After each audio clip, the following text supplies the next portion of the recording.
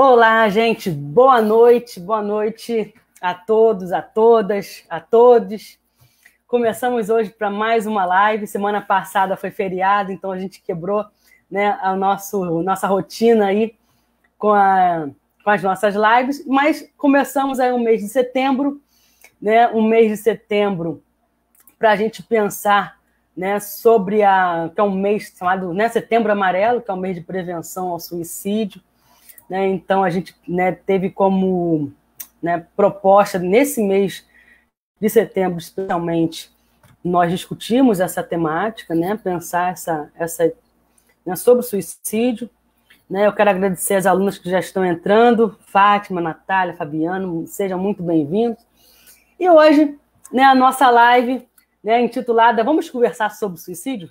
Vamos pensar um pouco, vamos construir uma ponte aí de diálogo para a gente está vivendo um momento tão complicado que esse momento da pandemia, com tantas incertezas, né? As pessoas estão aí um pouco enlouquecidas e nós precisamos conversar, né? E a nossa ideia hoje, como a gente já chamou nosso quadro aqui da Academia Saber Mais, né? Diálogos com a Academia, hoje o nosso diálogo tem uma presença bastante ilustre, bastante, né, importante, e a gente fica muito feliz em poder estar hoje com a Érica Campos, médica psiquiatra, né, trabalhadora da saúde mental do CAPS Neuza Santos Souza, né, CAPS é o Centro de Atenção Psicossocial, e eu fico muito feliz por ela ter aceitado o nosso convite, por intermédio da minha querida amiga, aluna, Ana Gilda, como sempre, contribuindo, ela já está entrando aqui, né, Ana Gilda. Eu já vou colocar em tela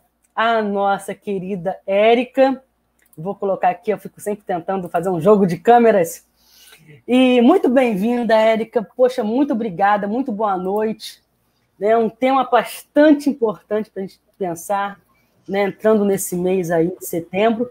E a gente fica muito feliz por poder estar aqui, né, com você, uma especialista nessa discussão, né?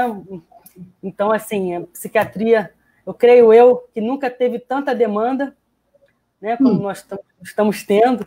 Né? Fica à vontade para falar um pouquinho, a gente vai trocando, como eu te falei, a gente vai compartilhando, falar um pouquinho da sua experiência. Primeiro de tudo, eu queria agradecer a você, a Vanessa e a Gilda, pela oportunidade de estar aqui para a gente poder conversar sobre esse tema que é tão importante, tão caro, né? Não Sim. Só para nós psiquiatras, como para a sociedade como um todo, né? Eu acho que falar em suicídio, para a gente descontrair um pouco, se é que isso é possível, com um tema tão pesado, mas a gente falar um pouquinho como é que surgiu o Setembro Amarelo. Eu não sei se todo mundo sabe, conhece a história, né? O Setembro Amarelo começou a partir de um rapaz chamado Mike Emmett.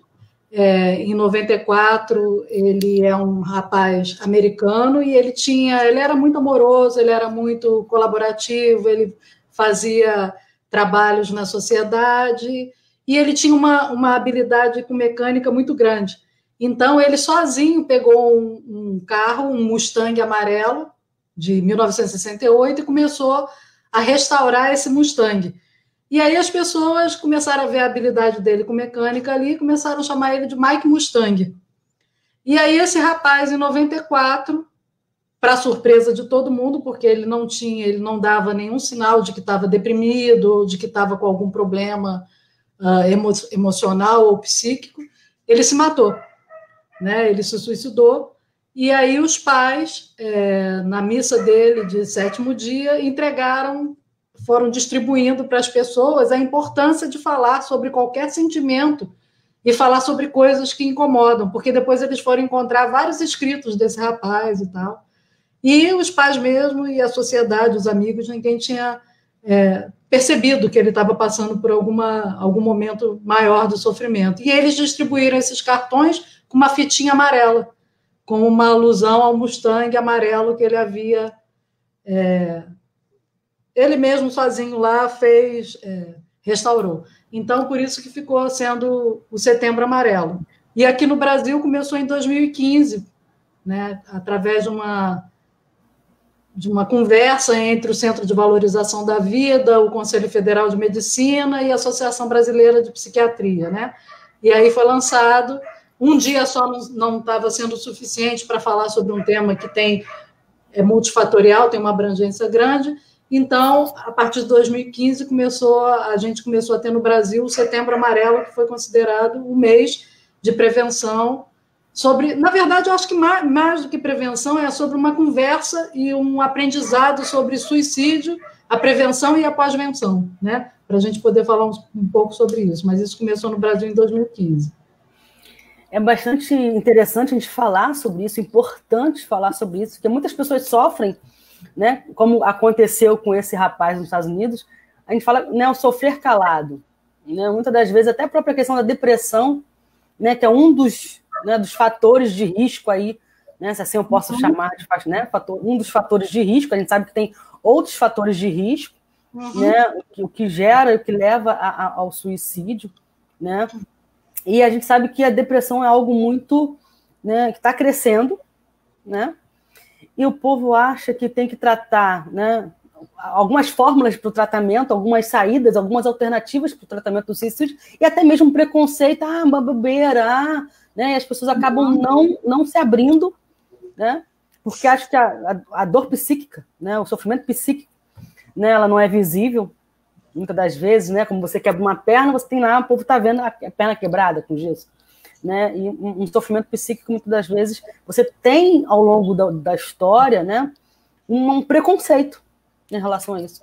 E por isso que eu acho que a importância, né, da gente tratar, da gente discutir esse tema, né, e poder salvar, como o caso do Centro de Valorização da Vida, né, que também é um mecanismo, né, da gente poder, quem está com algum problema, poder ligar, enfim.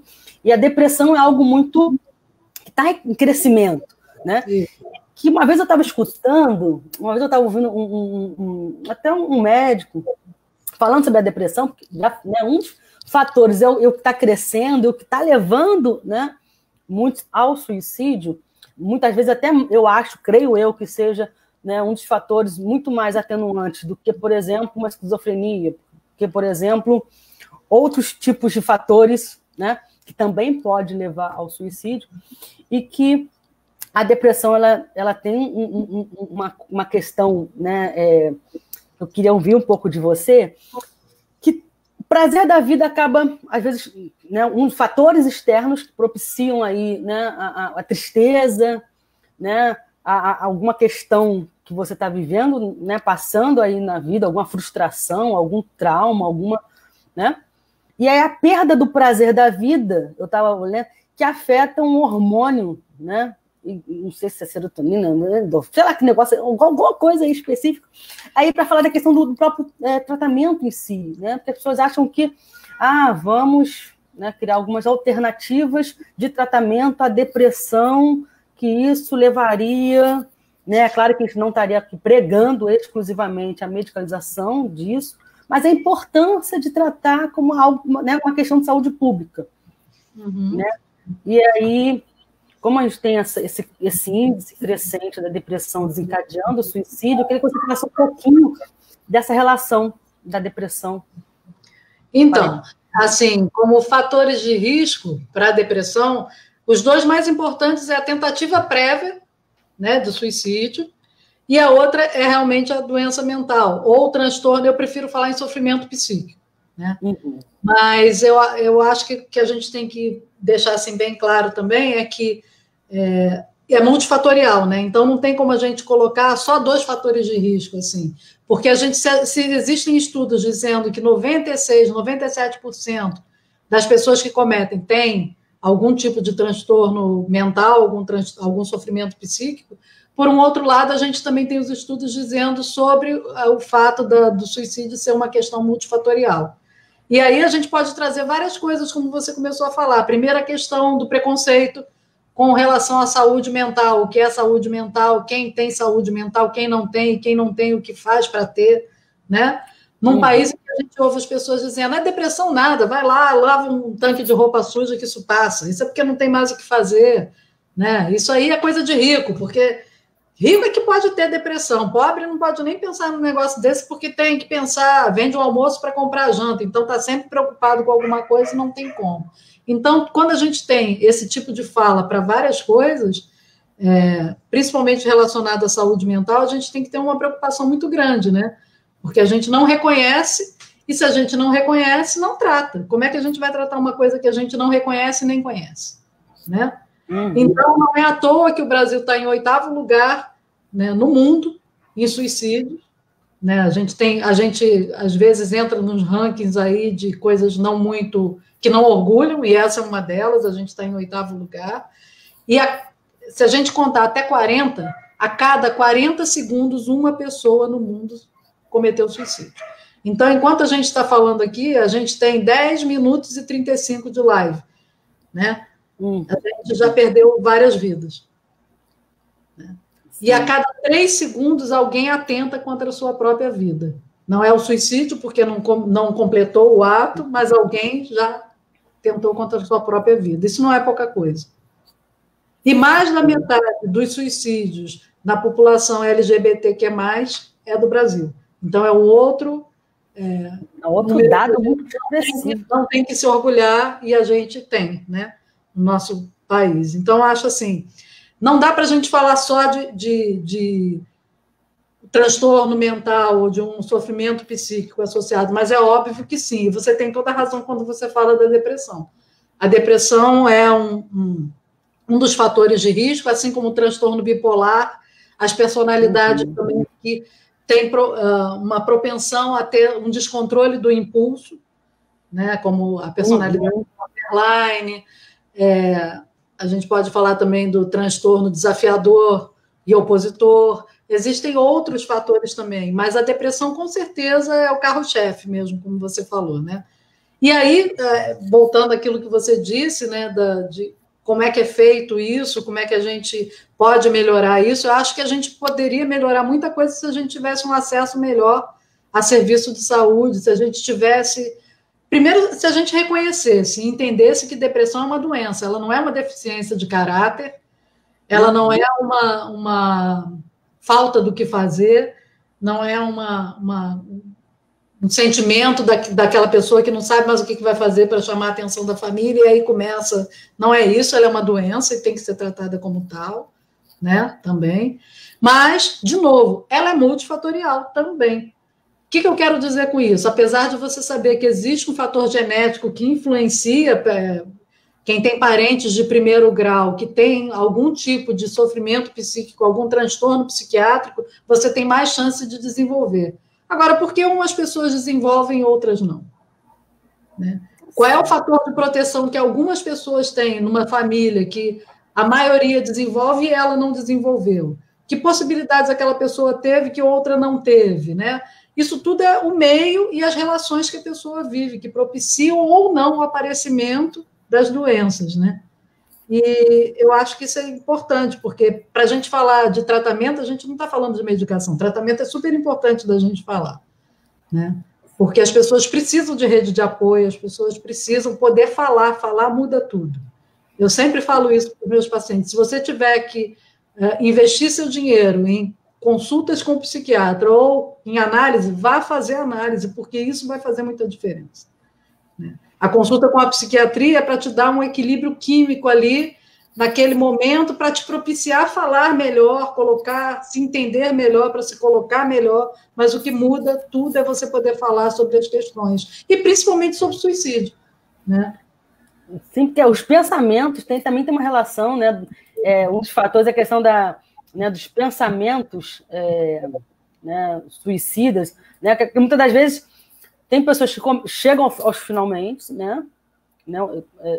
Esse ato em si, e aquelas que ficam, né, tendo pensamentos quase compulsivos, né, impulsivos, assim, e que chegam a não cometer, e também por conta de uma rede de apoio, né, que vai gerar isso. A gente acontece muito em falar de preconceito, mas, por exemplo, eu já ouvi muito, né? Eu vou para um especialista, né, para um médico psiquiatra, não sou maluco. Né? Associa essa questão, eu não sou maluco. Né? E aí, esse preconceito, ele acaba, eu acho, do meu ponto de vista, uma barreira, né? Quase que intransponível, não é intransponível, porque está aqui justamente para isso, né? para poder discutir e falar, isso não é um problema né, que precisa, né, que não tem que ser falado, tem que ser velado, ou que é só rico que tem, o pobre não tem, né, e a gente sabe que isso não é a realidade, né, então, assim, essa questão do pensamento suicida, até que ponto, né, isso vai desencadear o fato em si, né, e as pessoas desconsideram, né, falar, não dá muita importância para esses pensamentos, ninguém me ama, ninguém me quer, não sei, começa a, né, ou até um transtorno de ansiedade, né, generalizado, uma TAG, por exemplo, é aquilo que, né, que as pessoas têm essa necessidade, né, tem essa questão de pensar antecipadamente alguma coisa, vou perder meu emprego, e a coisa nem aconteceu, e aí também, né, como você falou, essa questão multifatorial, né, elas precisam ser levadas em consideração. Né? Isso. Eu acho que você falou numa coisa importante, que eu acho que a gente podia falar um pouquinho, que é a questão dos mitos, né, associados. A gente tem vários mitos associados à questão, principalmente do suicídio. O primeiro deles, o que a gente mais ouve, quem quer fazer mesmo, faz e não fica falando. Né? É o que a gente mais ouve. Quem quer fazer, faz, não vai ficar falando. Né? Isso é o primeiro mito, isso é uma mentira, né? Isso não pode ser considerado verdade, porque as pessoas, os estudos mostram que as pessoas que cometem suicídio, né, que efetivam ou não, mas se ela cometeu, ela já tem um comportamento suicida, elas, várias vezes, elas falaram, elas procuraram, principalmente, porque elas não chegam diretamente para o psiquiatra. Né? A gente tem que entender como é que é a porta de entrada do nosso sistema de saúde. A porta de entrada é pela clínica da família. Então, as pessoas, em geral, elas vão procurar um clínico, elas não chegam aqui direto no psiquiatra, elas chegam no médico de família. Né? E o que mostra o estudo é que essas pessoas passaram pelos médicos, falaram sobre a vida não estar tendo a mesma intensidade de prazer que tinha antes com as coisas, que a vida está preto e branco, que ele está se sentindo um peso morto, que ele virou um problema para a família, que ele sente, né, ele vem com uma série de culpas, com uma série de pensamentos de derrota, de frustração, e ele vai falando. Então, dizer que quem vai fazer, faz mesmo, não fala, primeiro mito que a gente tem que, né, botar por água abaixo. As pessoas falam, sim, e a gente precisa ter essa escuta, né, atenta, para poder perceber, peraí, essa pessoa não está legal. Né? Fulano não está legal, está falando muito sobre isso. Sobre esse ponto, eu lembro que uma conhecida da minha mãe, o filho dela, né, se suicidou, e ele falava, eu vou me matar. Para aí, maluco. E a família teve esse comportamento. Isso, Deus castiga. Exatamente. Né? E até que chegou o dia e assim ele fez. Né? Ele avisou. Ele avisou, ele veio. E detalhe, ele deixou uma carta. Né? Minuciosamente. Deixando todos os motivos. Com 19 anos, ele se suicida. Um rapaz bonito, com uma condição financeira, e por vários fatores, né? Por vários fatores, ele deu cabo da vida. E detalhe, no dia, né, que ele comete esse ato contra a sua vida, né, tinha um familiar dele no apartamento. Olha só. Ele falou mais de uma vez, né? Pelo que você está dizendo. No dia ele repetiu. E aí, para, garoto, para bobeira. E até que naquele dia ele fez né, ele cometeu esse ato. Então vamos ficar atento. Quem vai cometer suicídio, quem tem pensado nisso, as pessoas que estão em sofrimento, elas falam. Né? Então não tem essa história de falou, não vai fazer. Né? Porque parece assim, falou muito, cão que ladra não morde. Né? Então, assim, está falando muito é porque não vai fazer nada. Não, ao contrário, as pessoas estão falando porque elas querem ser escutadas. Na verdade, elas estão dizendo, olha para mim, eu estou chegando no limite de dizer que eu não tenho mais solução, que eu não estou conseguindo mais ver saída. Então, olha só, eu estou falando. Né? Ela quer ser escutada. Agora daquele ator, não é? Do Flávio Migliaccio. Isso. Né? Que deixou uma carta também, né? Dizendo e tal.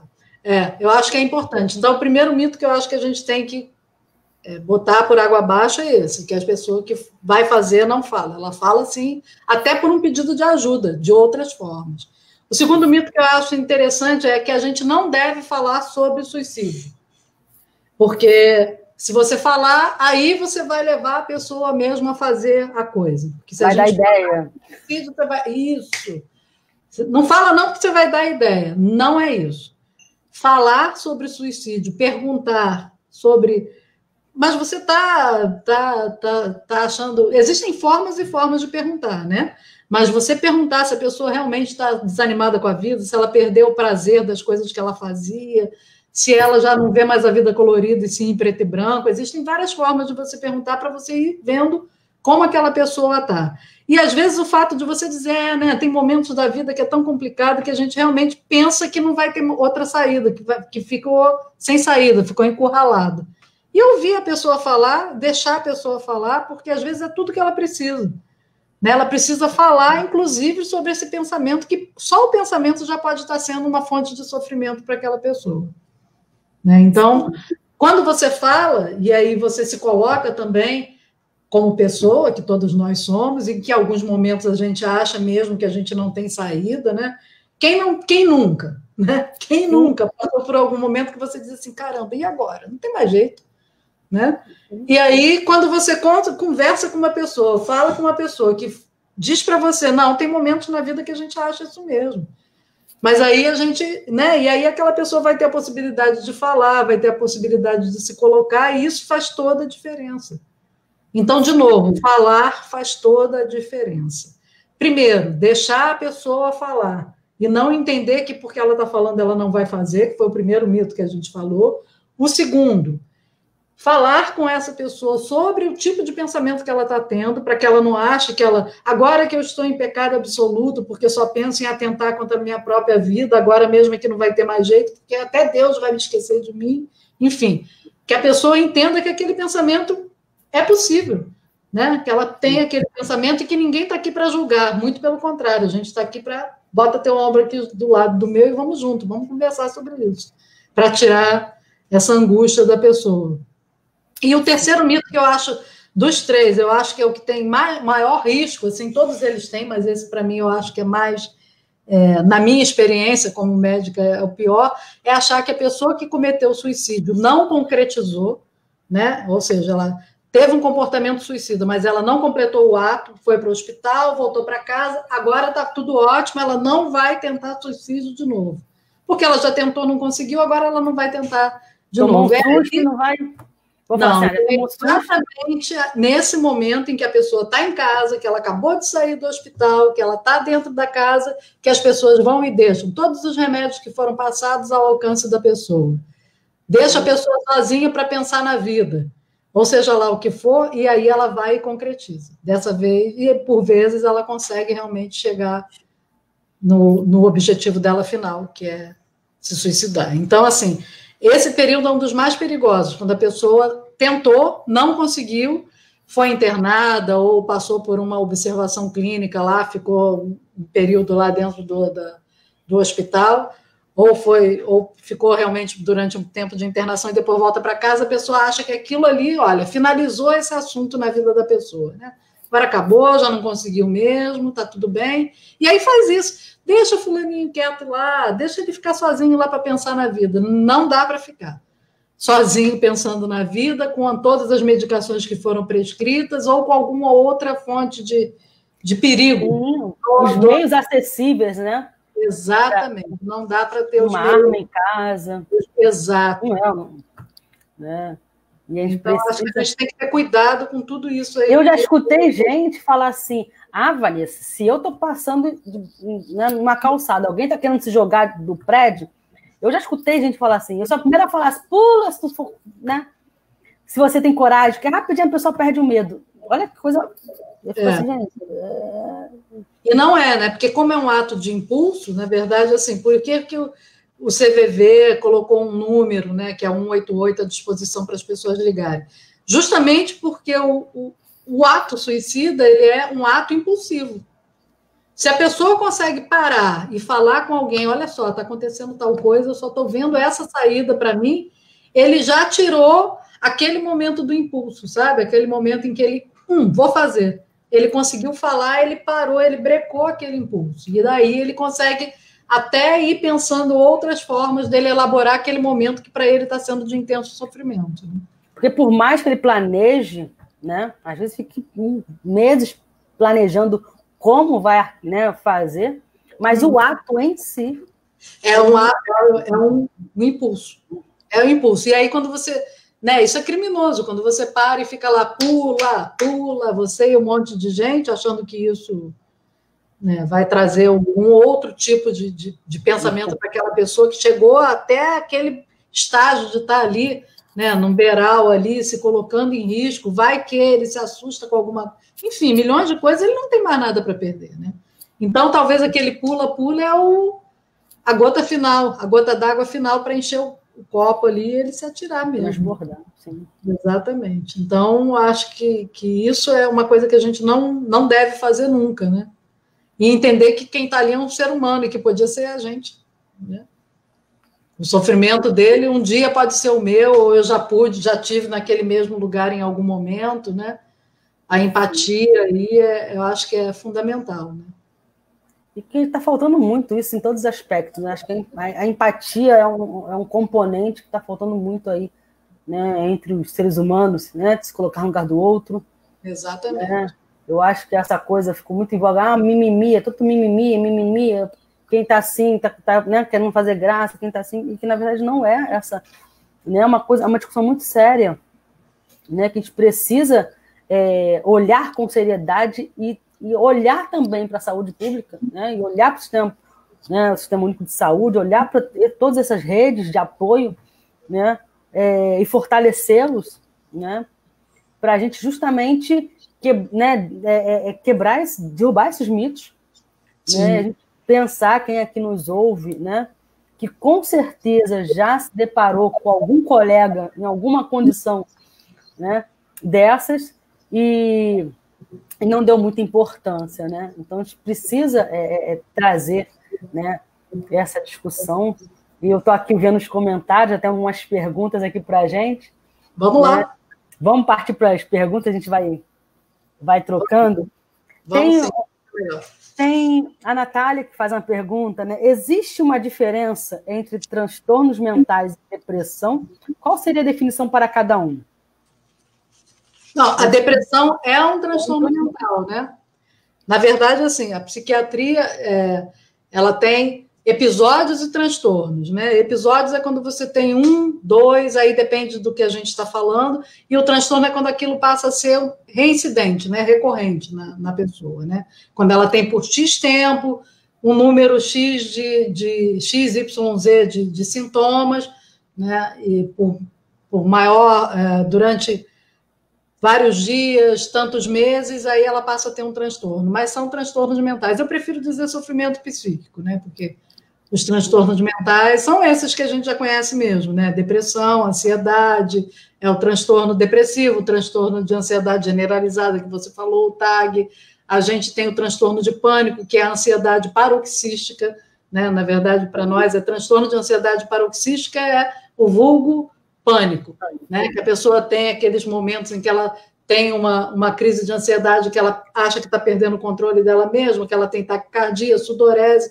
Tem pessoas que acham que estão infartando, dão entrada nas UPAs, achando que estão com quadro de infarto, e não é um transtorno de pânico. A gente tem o transtorno psicótico, que aí envolve vários outros tipos de transtorno. Por exemplo, transtorno obsessivo compulsivo. Né? Também é considerado um sofrimento psíquico, um transtorno. Na verdade, o que é um sofrimento psíquico? Né? O que a gente considera um sofrimento psíquico? Você pode ter... eu tenho mania de limpeza. Por que você não está dizendo que você tem um transtorno obsessivo de limpeza? E sim uma mania de limpeza. Porque você não vai perder os seus compromissos, você não vai perder o seu trabalho, você não vai perder a sua família, você não vai ter perdas porque você tem uma mania de limpeza. Mas se a sua mania de limpeza faz com que você lave tanto a sua mão, ao ponto de criar lesões na sua mão, e que você perca horas do dia, a ponto de você perder o horário de você ir para o trabalho, a ponto de você... Vou dar um exemplo, eu gosto muito de dar exemplo. Eu já tive uma paciente que ela trocava tanto de roupa, ela colocava roupa, ela tinha que colocar uma roupa que combinasse a parte de cima com a de baixo. E isso mudava de acordo com o dia. Ela trocava tanto de roupa, desculpa, para chegar nessa combinação, que se ela não tivesse com aquela combinação, alguma coisa de ruim ia acontecer para alguém da família dela, que ela emagreceu. De tanto que ela botava e tirava roupa, botava e tirava roupa, não conseguia chegar no trabalho na hora certa. Isso é um transtorno. Até que ponto a mania se transforma em transtorno ou não? Eu já vi casos, por exemplo... Tem sofrimento associado, aquilo causa perdas na sua funcionalidade. Você já não consegue fazer as coisas que você fazia porque aquele elemento está sendo um empecilho para você. Vou tomar uma água, posso? Pode. Eu já vi, eu tenho um outro exemplo de uma atriz, e que ela ficou bastante tempo afastada, até por conta, né, da gravidade do toque dela, e que ela, de madrugada, ela acordava e ela só conseguia dormir, ela botou na cabeça dela que ela só conseguia... Quando eu li isso, eu fiquei apavorada. Se passasse 5 carros amarelos em sequência, no meio da noite, passasse 5 carros amarelos, um táxi, né? Se passasse no meio, passou 2 em sequência, passou o vermelho, pronto, tem que voltar... Tudo de novo, é isso aí. Então, você imagina, a pessoa já não conseguia mais dormir, provavelmente, e assim, deve ter ficado sem dormir muitas noites, porque para passar 5, né, não é uma coisa fácil. E aí é isso, se passa um e passa um outro azul, já não vale mais, volta tudo de novo, porque tem que ser 5 em sequência, enfim, muito complicado. E aí, como isso acaba limitando a vida da pessoa, porque ela fica em função daquele ritual, né? É um sofrimento. Entendi. E não uma mania. Eu tenho mania de limpeza, toda vez que eu vejo um cisquinho, eu vou lá e limpo. Tudo bem. Tudo bem. O quadro torto, botar o quadro no lugar. Se você ficar o dia inteiro no cisquinho, e aí esse cisquinho virar a fonte, sua única fonte de preocupação, e que você só vai ficar em torno do cisquinho, aí sim, já tem alguma coisa para a gente, acende o alerta aí que tem alguma coisa que na quantidade de preocupação com o cisquinho já está um pouquinho demais. Né? Sim. Tem uma pergunta aqui que você, da Fátima, quando você estava falando de alguns multifatores aí, o que é o transtorno desafiador ao opositor? Desafiador ao opositor. É visto muito em criança, que tudo que você fala para a criança, ela é ao contrário. Né? Senta, fulano. Senta um pouquinho, porque a gente está no cinema, se você ficar em pé, você vai atrapalhar quem está atrás. Aí a pessoa não senta mais. A criatura fica ali o tempo todo e ainda fica discutindo com você. Por que eu não posso ficar em pé? Não, mas porque a gente precisa assistir o filme sentado. Mas então eu não quero assistir o filme, eu quero ir embora. Então vamos embora. Aí a pessoa senta. Aí você fala, tudo bem, agora vamos assistir o filme? Vamos, não. Aí levanta de novo. E assim vai várias outras coisas. É aquele que não deixa o professor dar aula, que fica o tempo todo desafiando. O professor diz, hoje o céu está azul, mas não está tão azul não, porque tem aquela... Eu estou dando exemplos assim bem simples, tá? Mas é aquela criança... É o que a gente chama, vamos falar assim, é o do contra. Né? Mas é mais do que isso, porque ele te leva ao limite, ele desafia o tempo todo e ele faz sempre uma oposição a tudo que você vai dizer, entendeu? Mas esse transtorno aí é visto mais em criança, nem em adolescente, mais em criança mesmo. Falando em criança, né, a gente está vivendo hoje não sei se é hoje, mas hoje está sendo mais falado, da questão das crianças com déficit de atenção, TDAH, não sei se... TDAH, hiperatividade. Né? E aí eu já escutei muito falar assim, mas na minha época as crianças eram, né, terríveis, eram hiperagitadas, e aí hoje pega e dá Ritalina para a criança, e aí há uma medicalização muito, muito severa para as crianças, para acalmar as crianças, aquelas crianças que muitas das vezes, na sua condição, né, familiar, social, e aí essa hiperatividade, até que ponto é a hiperatividade? E aí até que ponto essa medicalização, então tudo taca, antigamente era dar uma chuca com camomila, chá de camomila, essas coisas, né? E aí a tecnologia, a gente sabe, né? A tecnologia que eu digo, não necessariamente, né, computador, mas a tecnologia do ponto de vista farmacêutico, né? Né? E a ponto de desenvolver, claro, medicamentos, né? Isso é um avanço tecnológico, né? Esses medicamentos que um tempo atrás não existiam e agora tudo você medicaliza, né? E as crianças, as famílias, até que ponto há a necessidade dessa medicalização ou se isso é para, muitas das vezes, suprir, né? Um limite que a família não impõe, ou enfim, né? Até que ponto esse comportamento, que eu fico às vezes me perguntando, isso é uma questão minha, assim, fico me perguntando até que ponto essas doses, né, não compromete o desenvolvimento psíquico de uma criança. Eu não estou fazendo uma apologia ou não à questão, né? Não, tem que dar remédio, não é isso, mas qual é o limite, né? Assim como a gente fala do Rivotril, né? Porque eu estou falando, assim, eu quero entrar nessa questão da medicalização, né? Porque também, muitas das vezes, no caso do adulto, né, que vai pegar e vai entornar aquele vidrinho todo de remédio, né? E até que ponto essas medicalizações, aí eu pegando criança, que é mais, né, uma característica desse tipo de medicalização, e os adultos com Rivotril, né, até que ponto isso também não seria um sinal, não a criança, né? Eu quero saber especificamente da criança, porque a minha preocupação é o desenvolvimento psíquico dessa criança. Entendi. Eu não trato criança. Então, assim, não sou a melhor pessoa para estar falando disso. O que eu posso falar é sobre a questão da medicalização como um todo e falar sobre o quanto isso afeta ou não o psiquismo, né? A gente tem que entender que a medicação psiquiátrica, os psicofármacos, eles são fármacos que mexem com o sistema nervoso central. Então, se eles mexem com o sistema nervoso central, eles têm que passar por uma barreira chamada barreira hematoencefálica, que é uma barreira de proteção que a gente tem justamente para que nem todas as substâncias cheguem ao nosso sistema nervoso central. Por quê? Porque o nosso sistema nervoso central é a sede de tudo que nós somos, né? Tudo a gente sente aqui, né? O coração bate, meu coração acelerou porque eu estou apaixonada, porque o seu cérebro mandou um comando dizendo para ele acelerar porque você viu a pessoa que você é apaixonada, né? E assim vai. Então, existe uma barreira ali chamada barreira hematoencefálica que não deixa com que essa substância, qualquer substância, chegue. O psicofármaco chega. Então, se o psicofármaco chega, ele passa da barreira hematoencefálica, ele chega e ele muda a química do seu cérebro, óbvio, né? É isso que ele faz. Ele chega lá no seu sistema nervoso central e muda a química do seu sistema nervoso central, que é feito todo através de impulso elétrico, das sinapses, lá dos neurônios e tal. Então, mas ele consegue passar por essa barreira, né? Para você ver a potência que essa medicação tem. Então, é claro que se você está fazendo uso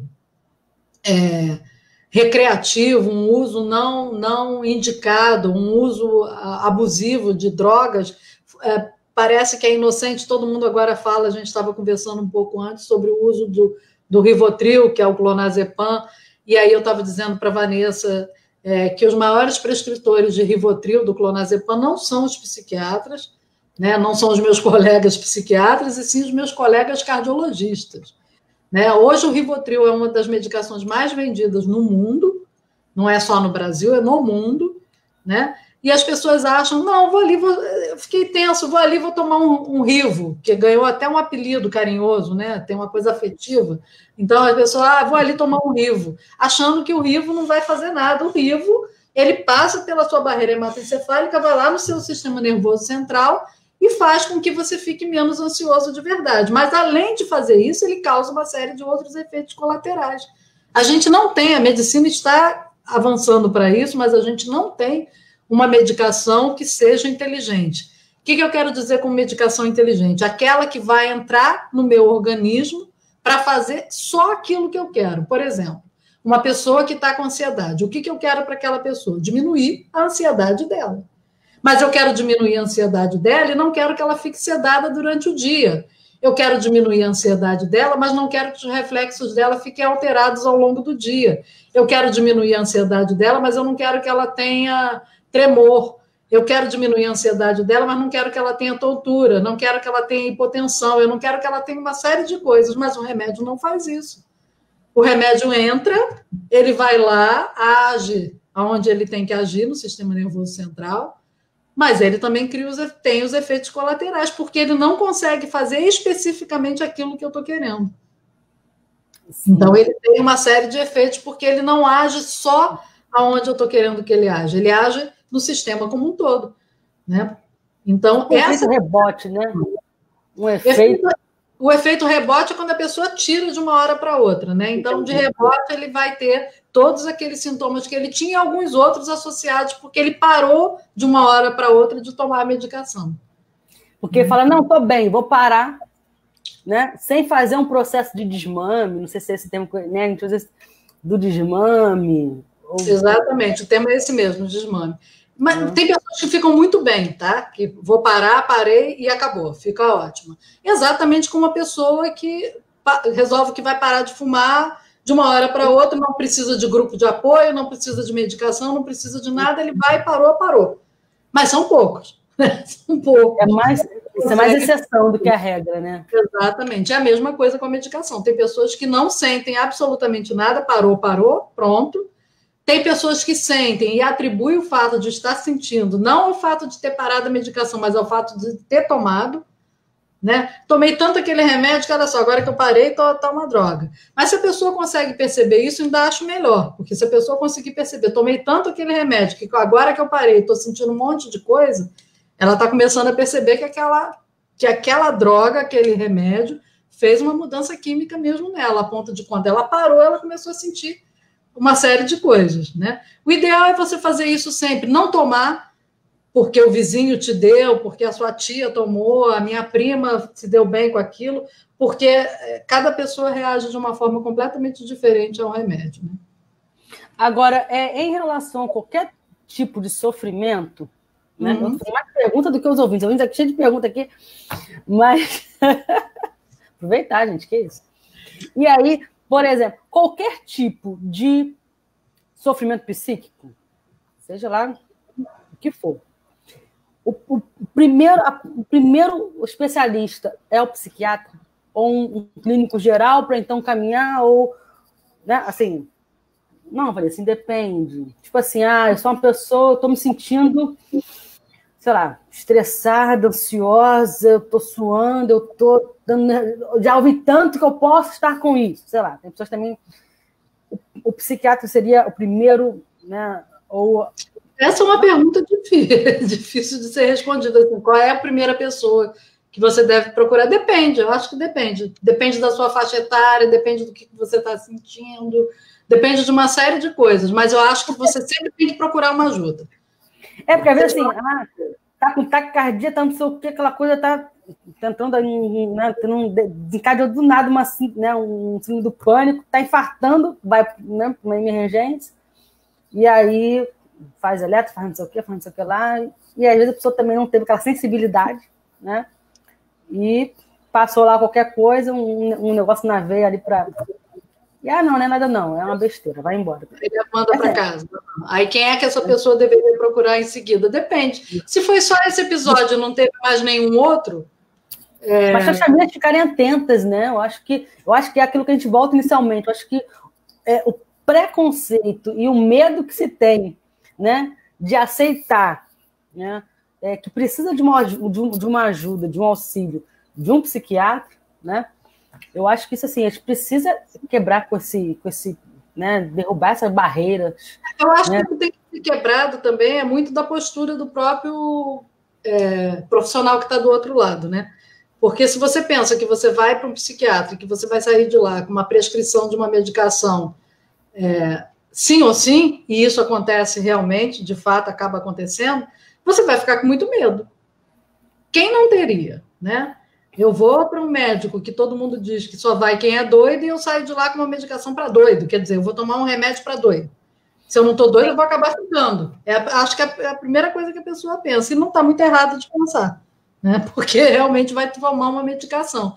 Só que, é o que eu digo, o tratamento é muito mais do que remédio, né? Não raro a pessoa entra para conversar comigo e sai sem medicação nenhuma, porque o que ele precisa é de uma análise, né? De uma psicanálise, né? Fazer uma análise, é colocar para fora aquelas emoções dele e colocar aquilo de todas as formas possíveis que ele puder, né? E começa até falando, e aí depois a pessoa começa a descobrir que, além de falar, ela gosta de dançar, coisa que ela não pensava antes, ou que ela gosta de pintar, e que ela gosta de fazer isso e aquilo, e aí vão, né, essas possibilidades da pessoa se expressar todas as emoções, ou a maioria delas de alguma forma, é que faz toda a diferença, né? Agora, se a pessoa for pensar que realmente vai para o psiquiatra e vai sair de lá tomando uma medicação, ela tem que ter um pouco, vai ficar com o pé atrás, e eu concordo com ela tem que ficar com o pé atrás, sim. Sim, porque fala assim, não, eu vou para lá, vamos dar um sossega-leão, né? Exatamente. Acho que esses preconceitos, esses mitos em torno, né, dessa área especificamente, né, enquanto, né, ainda é muito presente, né? Ainda tem, mas bem menos agora, a gente já teve bem mais, né? Bem mais lutas aí com relação à especialidade da psiquiatria. Eu acho que o fato da gente estar abrindo para outros tipos de tratamento não medicamentoso, buscar questões alternativas, tratamentos alternativos, né? E acho que a medicina como um todo, ela vai precisar se reinventar, porque as pessoas, se por um lado estão querendo resultados mais imediatos, por um outro elas também não estão querendo tanto essa questão de tomar um comprimido, né? De colocar uma química para dentro, né? Eu acho que está começando a ter um movimento assim. Pequeno, está indo. Mas é um avanço, querendo ou não, a gente não pode negar esse avanço. Acho que sim. Tem boa parte das perguntas aqui, não vou ficar aqui até amanhã de manhã. Vamos lá. Como identificar os casos, né, esses casos de pessoas com tendências suicidas? Da Fátima, ela também continua. Aquelas perguntas que estavam dentro daquele contexto inicial, né? Tá. Vamos lá. Como é que eu acho que a Fátima, obrigada, Fátima, pela pergunta. Eu acho que é uma pergunta importante. Ela está falando de uma coisa que a gente tem que tentar fazer realmente, que é uma avaliação de risco, né? Avaliação de risco para essas pessoas que estão, pelo menos, pensando em relação a acabar com a própria vida, ou que não estão vendo nenhuma outra alternativa, né? Então, a gente tem aí as pessoas de baixo risco, de médio risco e de alto risco. Qual é a diferença entre elas, né, para nós, né? Como é que a gente classifica? Não, essa pessoa aqui está pensando, mas ela tem um baixo risco, aquela outra já tem um médio risco e essa daqui está no altíssimo risco.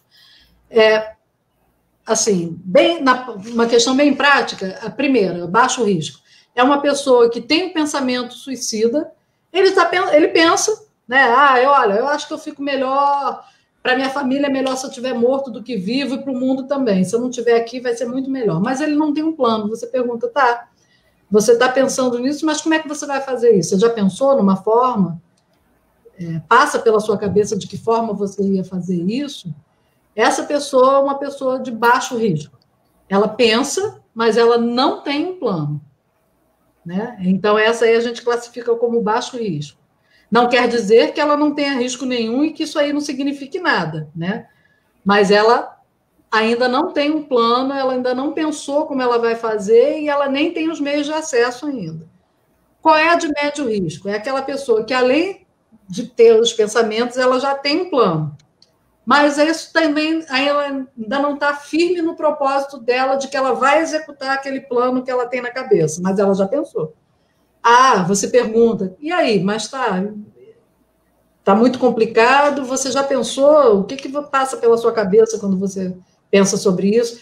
Não, olha, eu já pensei, eu tenho medo, eu não vou conseguir mesmo me dar um tiro na minha cabeça, então o revólver para mim não é uma coisa boa, eu não vou me enforcar, porque eu não vou conseguir ficar ali com aquela coisa, mas eu pensei em tomar um chumbinho.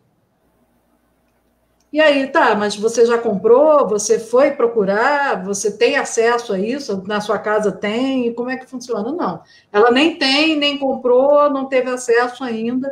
Essa é uma pessoa de médio risco, né? Ela já tem um pensamento e ela já tem um plano. Ela ainda não está tão certa de como é que ela vai concretizar isso, ela ainda não tem a certeza de quando que ela vai fazer, de que isso é uma coisa para ontem. E aí o alto risco é a pessoa que, além do pensamento e além do plano, ela já tem um meio de fazer. né? Ela já comprou o chumbinho, ela já guardou aquele chumbinho, ou ela já começou a escrever a carta, uma carta de despedida, começou a fazer uma carta de intenção por que ela vai fazer aquilo, quais são as motivações que estão levando ela àquele plano e aquele desfecho. Então, ela já está com tudo definido de como ela vai fazer.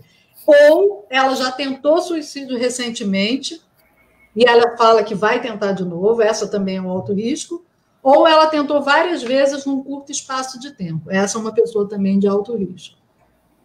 Entendi. Então, de baixo risco é aquela pessoa que fala, que ventila a possibilidade, mas ela não tem plano, não tem nada. A segunda, além de ter o pensamento, ela tem um plano, ela já pensou de que forma ela vai fazer, quer dizer, ela já gastou um tempo, já investiu uma energia, um tempo ali pensando como ela vai fazer. E o terceiro, de alto risco, além de tudo, ela já tem o meio de acesso. Além de já ter o pensamento e o plano, ela já tem os meios para fazer. Ela já sabe exatamente tudo que ela vai fazer. Ou ela já tentou antes, ou ela já tentou outras vezes num curto espaço de tempo, né? Essas pessoas têm alto risco. E aí, o que a gente faz com cada uma dessas pessoas, né? O que a gente faz com baixo, médio e alto risco? A gente tem que ver quais são as redes, o suporte que essa pessoa tem. Qual é a rede de apoio que essa pessoa tem? Tem família? A família está presente, não está presente? A família sabe ou não sabe o que está acontecendo? A gente tem que criar uma rede de proteção para essa pessoa, né? Tentar ao máximo não deixar essas pessoas sozinhas. Por quê? Porque, como eu falei, é um ato de impulso, né? Ela tem um impulso e faz. Se a gente consegue quebrar esse ato impulsivo dela, a gente consegue fazer com que ela pare e pense sobre o ato em si e sobre o que está acontecendo com ela naquele momento. A gente dá uma chance dela tentar elaborar aquele momento dela ali. Agora, Érica, existe nessa questão, né, de identificar essas possíveis pessoas com esses comportamentos, mas existe caso da pessoa não transparecer em nenhum momento, de repente, aí fala assim, de todo mundo ficar assim, não é possível, gente. Em nenhum momento, ou vai ter sempre sinais. E aí a questão da insensibilidade. Né? Tem sempre um sinal. Tem sempre um sinal. Se esse sinal vai ser captado ou não captado, é isso que eu, por vezes, eu acho que passa. Eu acho que o Mike M mesmo, que foi o precursor disso aí, de toda essa campanha do Setembro Amarelo aí, da prevenção ao suicídio, ele foi uma grande surpresa, né? Pelo que eu li e entendi, ele foi uma surpresa para todo mundo. Foi esse caso, né? Para que ele estivesse passando por nada que fosse levá-lo a um ato desse. E você pode ter também pessoas altamente felizes, entre aspas, tá? Né? Que não tem aquele estereótipo, né? Depressivo, calado, enfim. Uma pessoa altamente, tipo um comediante, uma pessoa que nunca transpareceu nada, porque o povo às vezes associa, né? Tenta colocar na caixinha, né? Para tentar identificar. Não, aquela pessoa que é mais reservada, aquela ali tá sempre... Pode ser uma... Às vezes não é... Porque às vezes a gente tende a querer, né, olhar alguns sinais, né? E às vezes só do comportamento ou alegre ou triste, e isso significar alguma coisa, né? Assim, e que não necessariamente. Não, né? Necessariamente. Como eu falei, é uma questão do impulso, né? E se você for pensar, as pessoas que têm transtorno bipolar e estão numa fase de mania, elas estão extremamente eufóricas.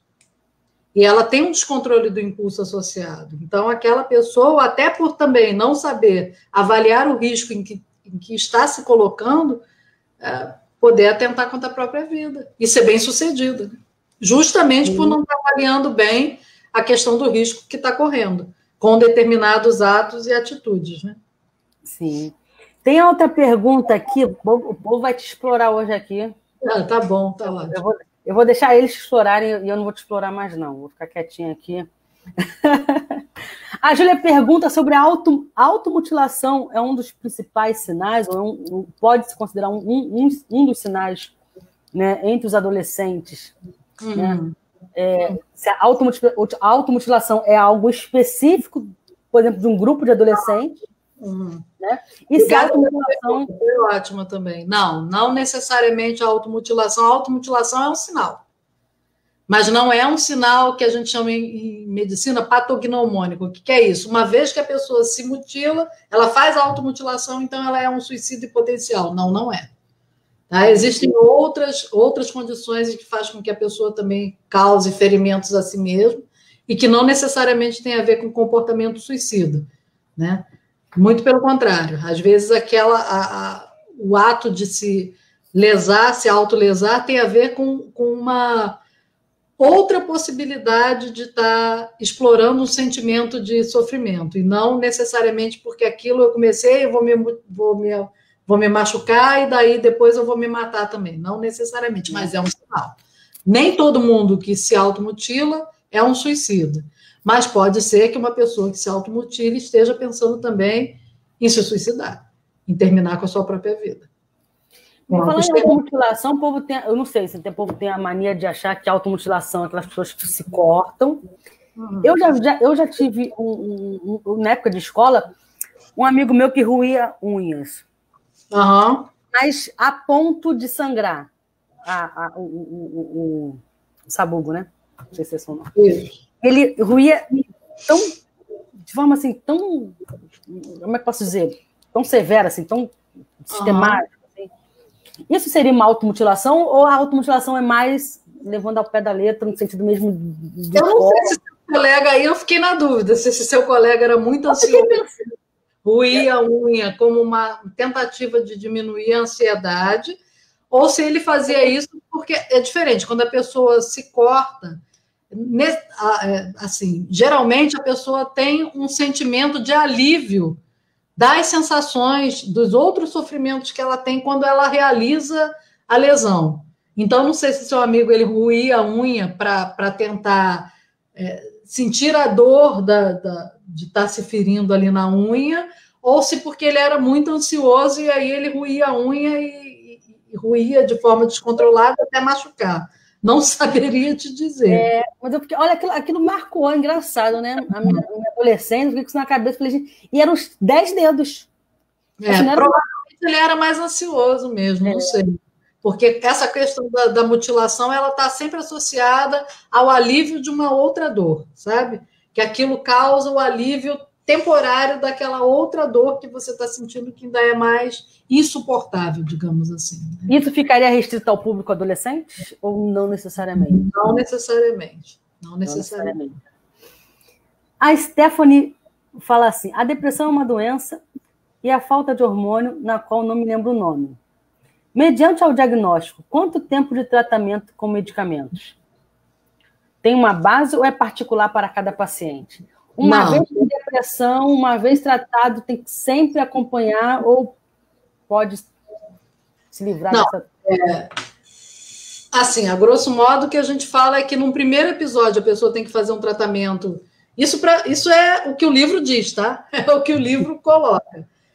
Que no primeiro episódio você tem que tratar por até 6 meses. No segundo episódio, você trata de 6 meses até 2, 3 anos, e a partir do terceiro episódio você vai tratar para o resto da vida. Isso é regra? Não. Funciona assim para todo mundo? Não.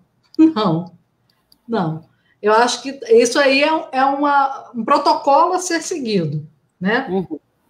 Por quê? Porque a medicação demora a fazer efeito, porque você vai ter que fazer... O tratamento não é só remédio, você tem que buscar uma ajuda também analítica. Então, quer dizer, as coisas demoram um pouquinho mais para você poder começar a voltar ao seu funcionamento anterior. Então, assim, isso não é regra, isso é só um protocolo. Mas cada caso é um caso. Né? Em geral, eu acho assim, esses primeiros 6 meses, eu acho que é de muito bom tom, até porque você precisa de pelo menos 1 mês para a medicação começar a fazer um efeito melhor. Então, a gente já está falando aí de 1 mês, só para você ver, e aí existe a possibilidade da pessoa não se dar bem com aquela medicação, ter que trocar de medicação, ou ter muito efeito colateral e ter que diminuir, chegar na dosagem certa, enfim, tem uma série de conversas a respeito aí que precisam ser feitas.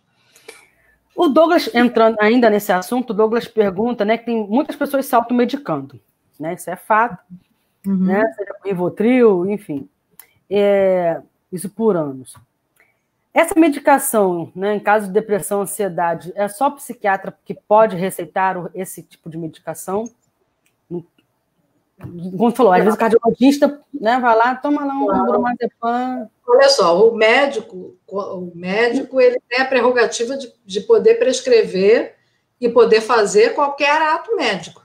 Ele pode, qualquer médico pode prescrever para qualquer coisa, desde que ele saiba o que ele está fazendo. Então, não precisa ser necessariamente o psiquiatra. O médico que estuda mais os psicofármacos é o psiquiatra, né? Quem mais estuda sobre isso, mas não quer dizer que seja o único que possa prescrever. Tá ótimo. Douglas, respondida aí a tua pergunta.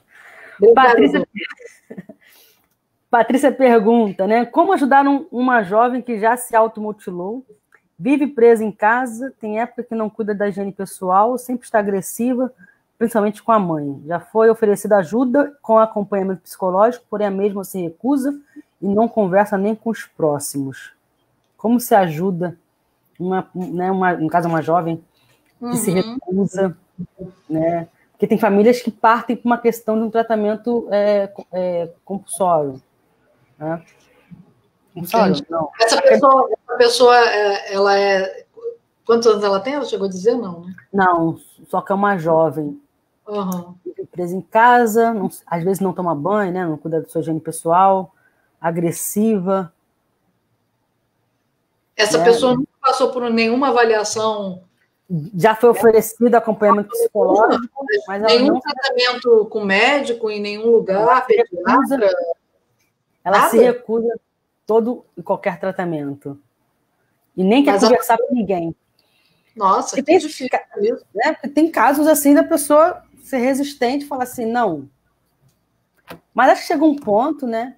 Mas a família também não tem como ter uma conversa, um diálogo para tentar qualquer coisa com ela. Difícil isso. Se nem a família consegue, não tem ninguém próximo. Eu sugeriria o seguinte, que deve ter alguém que ela ouça. Deve ter um irmão, um primo, não sei, um colega, alguém que ela tem um pouco mais, uma relação um pouco menos, se ela não ninguém, mas pelo menos alguém que ela deixe chegar perto, que ela ouça, sei lá, de alguma forma, né? E tentar saber com ela, primeiro de tudo, o que está acontecendo. Alguém já ouviu o que essa menina tem para dizer, né? Acho que o mais importante é tentar ouvi-la, né? Eu acho que a preocupação da Patrícia minha aluna aqui, ela, né, será que nesses casos, né, tem que agarrar força aí? Né? Porque acho que ainda tem muita coisa na cabeça, por exemplo, né? Algumas imagens, né? Botar camisa de força. Lembra? Não sei se ainda hoje existe algum tipo. Existe ainda esse tipo de. Contenção? De camisa.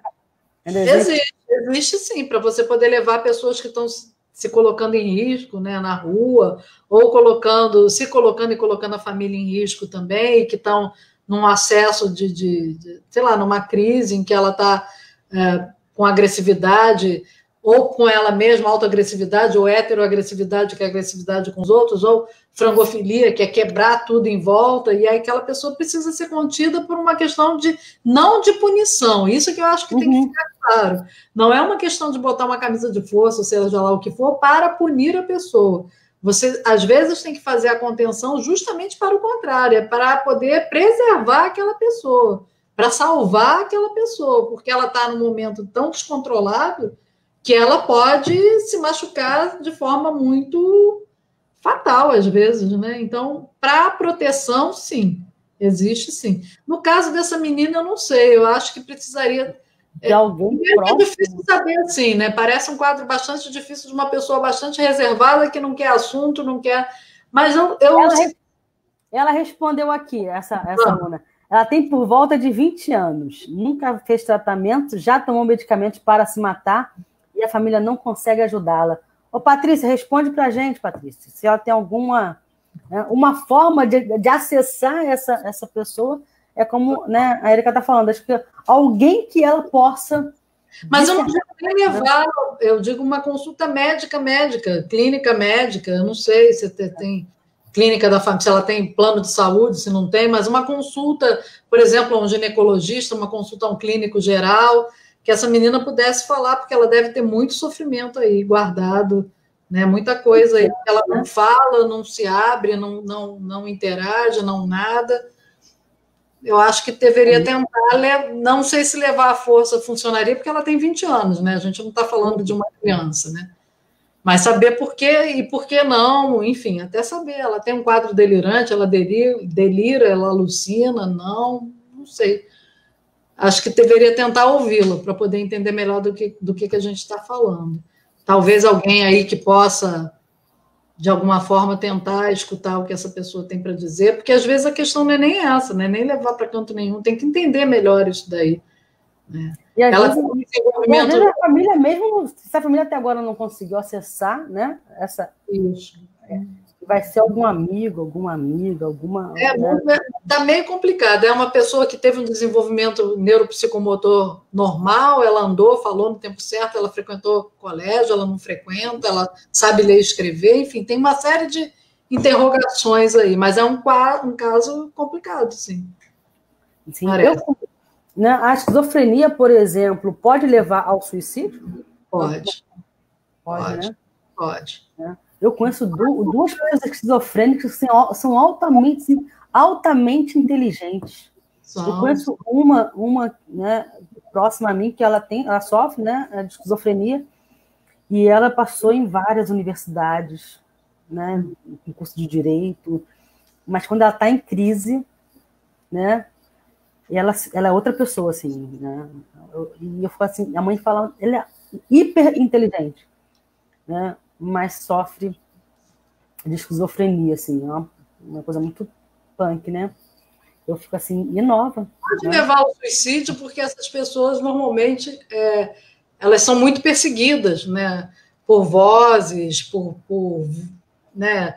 Vozes de comando, por achar que existem, na verdade, às vezes, uma situação toda de perseguição com ela, ou de que estão tentando coisas contra ela, ou de que ela está envolvida com situações várias, né, que sempre são muito ruins. Então, na tentativa de fugir de todo esse tipo de sofrimento, a pessoa pode sim se colocar em risco, né, e por estar no meio de uma crise, não avaliar direito quais são as atitudes e os comportamentos que está tomando, e aí daí conseguir.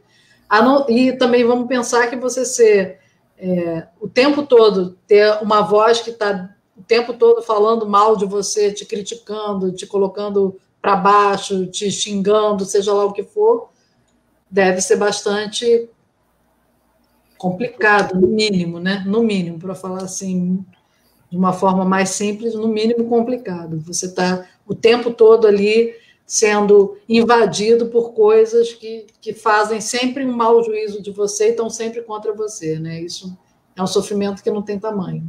Tem uma pergunta aqui, agora eu olhei aqui de cara. A esquizofrenia tem cura? Olhei uma pergunta aqui, para ter um gancho aqui. Pela medicina, a medicina diz que não tem cura. Mas eu vejo pessoas tendo vida comum, vida normal, né, depois do tratamento. E aí o tratamento é o que eu estou dizendo, não é remédio, é tratamento. E as pessoas conseguindo casar, trabalhar, ter vida normal. Mas cura, não. Cura. Deixa eu ver. Tem uma aluna nossa aqui que ela pergunta: a pessoa que usa medicação excessiva pode vir a se tornar um dependente químico? A pessoa que usa medicação excessiva é um dependente químico. Porque é uma química, né?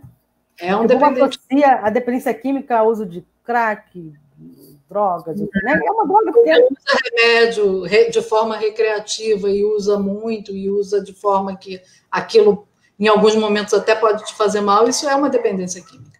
Qualquer pessoa que toma medicação diariamente, regularmente, ela é um dependente químico. Eu já vi gente que toma, por exemplo, né, no Rivotril, que se faltar o remédio, se automedica, né, e se arranja 1001 formas de conseguir a medicação, porque tem um controle, né, e fica desesperado.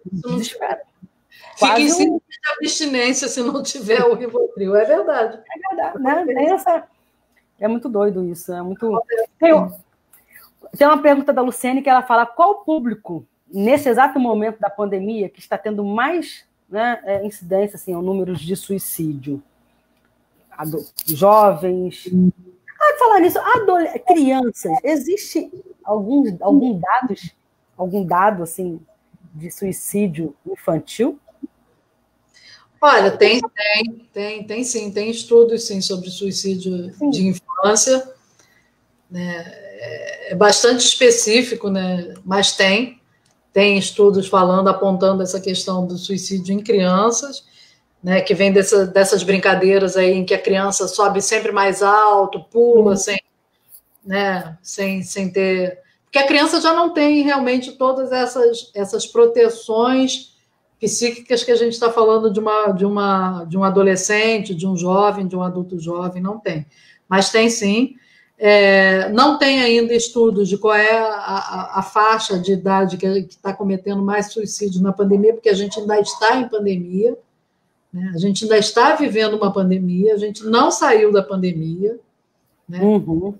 Então, a gente ainda está nela e os estudos ainda estão sendo feitos, estão sendo levantados agora os números e as pesquisas estão começando a ser feitas e ainda não tem um dado específico. O que eu posso dizer é que, de uma forma geral, sobem nas duas pontas, para jovens e para idosos. Sim. Tem aumentado bastante o número de suicídios. Mas da pandemia especificamente, ainda não sei, mas a gente vai ter isso mais para frente, sim, porque a gente ainda está nela. Né? Sim. Ainda está tudo muito novo, ainda não tem esse número. A Mônica pergunta o perfil do suicida. Como tem se expressado? Não sei se esse perfil, estou aqui já lendo e fazendo. Esse perfil, não sei se ela queria, né, sabe, perfil. Eu acho que essa discussão, né, do suicídio, a gente tem assim, um índice maior entre jovens, né? Mas tem um perfil, tipo assim, homens, mulheres. Tem sim. Os homens, eles se suicidam 3 vezes mais que as mulheres, mas as mulheres tentam mais do que os homens, né? E aí dá para a gente imaginar o porquê que os homens conseguem êxito e as mulheres não. Os métodos que eles usam para tentar o suicídio, eles são mais violentos, né? Tem mais... Tipo, tiro na cabeça. Exatamente. Né? Assim... Enforcamento. Eles tentam as formas mais violentas e que acabam tendo um resultado melhor, né, na questão do suicídio. Eles acabam cometendo mais suicídio. As mulheres tentam mais, porque fazem mais, às vezes, uso mais de medicação, aí toma faz uso de um pesticida lá, mas em pequena quantidade, já corre para a família dizendo o que fez, porque já se arrependeu. E os homens também têm mais comportamento de risco, né, do que as mulheres. E procuram menos ajuda médica também, né? Tem isso. Porque o homem, para ir no médico, normalmente ele vem guinchado pela mulher, pela namorada, pela mãe, por alguém. É difícil um homem sozinho ir procurar ajuda médica, né? Ainda é um pouco da nossa cultura, né? De que o homem não tem doença, não chora, uma série de coisas aí que a gente ainda tem na nossa sociedade, mas está mudando. Eu acho que tem que mudar. Porque os homens sofrem também, né? Sim, vários aspectos, né? Até a questão, por exemplo, de prevenção do câncer de próstata, né? Exatamente. Então, tem uma série de tabus que precisam ser revistos aí, revisitados, né? Para a gente poder cuidar melhor de nós mesmos.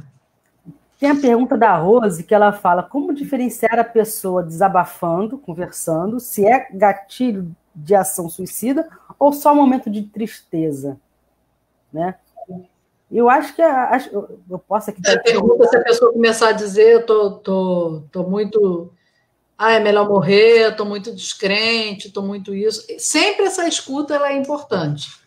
Sim. Né? Porque eu acho que é sempre a frase, eu acho que o que a gente precisa ter esse cuidado é quando... Porque é aquilo que você falou, né? Tristeza, né? Isso é algo inerente ao ser humano, né?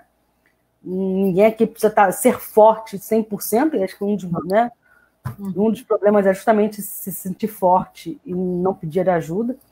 E eu acho que essa questão, né? Eu acho que o gatilho para a gente perceber, a pessoa fala assim: eu não tenho mais prazer de viver. Acho que, de repente, essa coisa mesmo do ato da morte, né? Assim, porque a tristeza é uma coisa triste. Não é só o que a pessoa fala, é como ela fala, é a vivência que ela está tendo, sabe? Se a vida perdeu a cor, se para ela tanto faz hoje ser sexta-feira ou ser segunda, se vai ter feriado ou não vai ter feriado, coisas que ela gostava de fazer, se ela parou de fazer e não tem mais prazer. Por exemplo, era uma pessoa que gostava de, sei lá, ir a cinema. E ia com uma certa frequência. Vamos assistir tal filme? Não, não quero. Mas não quer porque não tem mais vontade. Uma vez ou outra a pessoa pode não querer, mas se ela mudou completamente o padrão dela de prazer e de bem-estar com a vida, né? Então não é só uma palavra, é tudo que ela vai dizendo, se os sentimentos dela naquele momento são de catástrofe, né? Ela é culpada de tudo, ela está no epicentro de tudo de ruim que está acontecendo com ela, com a família, com os amigos, ela vai mostrando, né? Não é só uma frase que ela vai falar que é, oh meu Deus. Se bem que eu acho que a gente pode, eu acho assim, se é para pecar, vamos pecar por excesso. Se a pessoa falou, vamos tentar investigar melhor o que está acontecendo, né?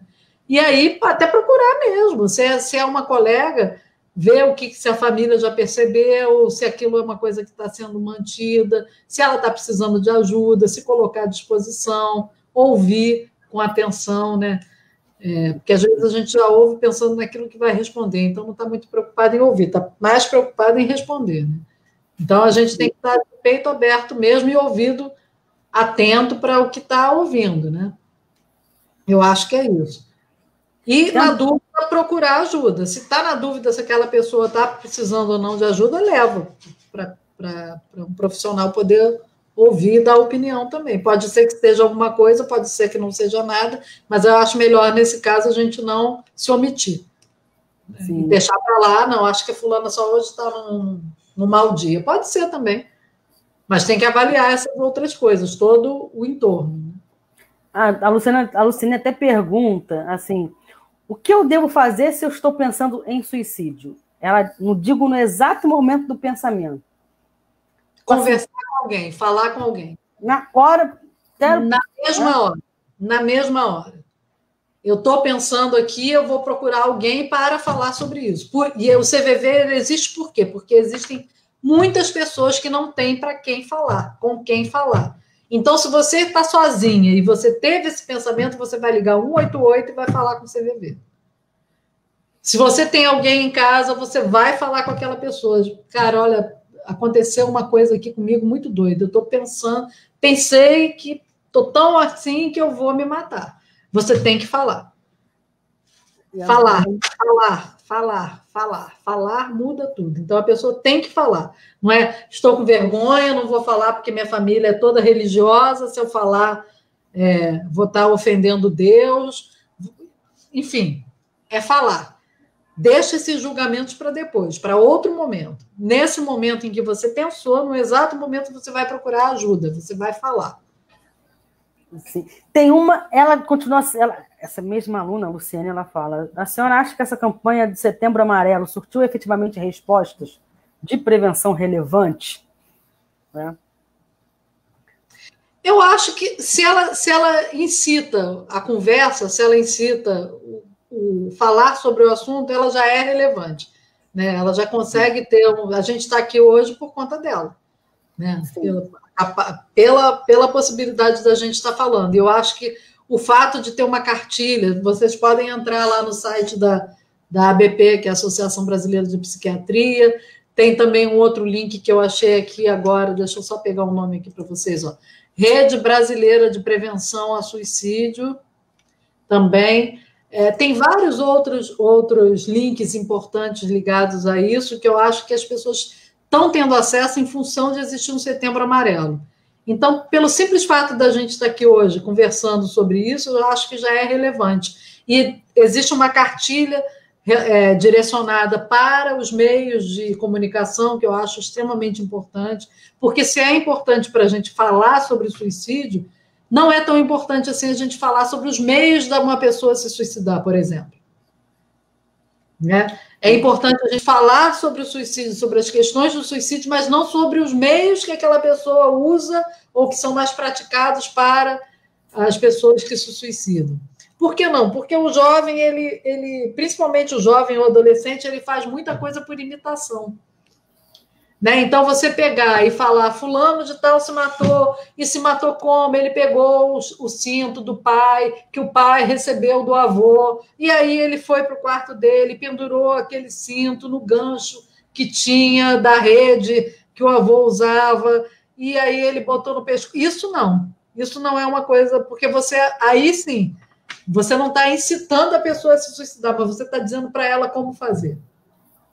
Por isso que aquela série que teve 13 razões por quê, 30 Reasons Why, ela foi muito criticada por isso, porque ela aparecia várias vezes como, né, tinha uma fita, né, lá, uma forma como a pessoa que se suicidou fez, e ela falava sobre isso. Então, isso gerou muita polêmica na época, né? E se chegou à conclusão de que, de fato, você falar sobre formas de se suicidar não é a melhor abordagem para você falar sobre suicídio, principalmente nessa população de adolescentes e jovens, pela questão da imitação.